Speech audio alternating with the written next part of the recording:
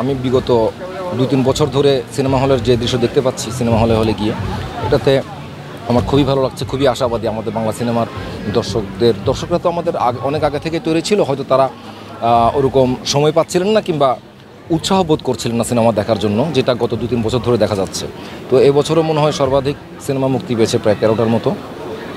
তার মধ্যে বেশ কয়েকটাই ভালো চলছে, যেটা আপনি বললেন। তো ওমর খুব ভালো চলছে। আমি পরশু দিনও গেলাম 2টা হলের মধ্যে, একটা হচ্ছে বসুন্ধরা সিমপ্লেক্সে, দেখলাম যে পরিপূর্ণ হল।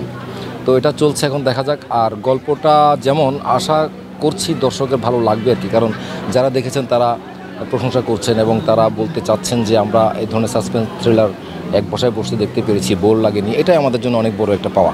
ঈদের অন্য কোনো সিনেমা দেখা হয়নি। আমি যেটাতে অভিনয় করছি ওমর, ওটা দেখা হয়েছে এবং ওটার কারণে প্রমোশনের কারণে ঘোরা হচ্ছে, তো অন্যগুলো দেখা হয়নি, দেখবো। এখানে এই মুহূর্তে যারা উপস্থিত আছেন তাদের কথা যদি আপনারা বলি, আপনারা কি হুট করে এখানে চলে এসেছেন না, আপনাদেরকে অনেকটা সময় পার দিতে হয়েছে। এই স্ট্রাগল পিরিয়ডটা প্রতিটি প্রফেশনাল মানুষেরই পার দিতে হয়, তো সেই হিসাবে আমাকেও পার দিতে হয়েছে। এটা নিয়মই, মানে স্টেপ বাই স্টেপ উঠে তবেই তো আমি 1তলা থেকে 2তলা, 3তলা, 4তলা, 5তলা এভাবে একটা মানুষ যায়। তো সেই জায়গা থেকে এটা স্ট্রাগল না, এটা নিয়ম।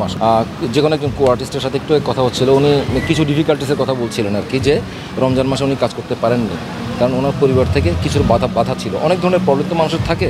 তো সেই হিসেবে আমি সৌভাগ্যবান, আমি পরিবার বলেন বা আপনারা যারা আছেন তারা বলেন বা ডিরেক্টর বলেন বা আমার কো অ্যাক্টররা যারা আছেন তাদের থেকে যথেষ্ট সহযোগিতা সাহায্য পেয়ে থাকি।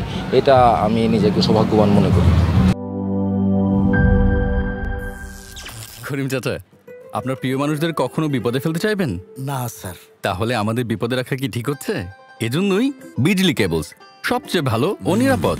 ফ্লেম রিটার্ডেন্ট পিভিসি দিয়ে তৈরি বিজলি কেবলস, নিরাপদ আজীবন।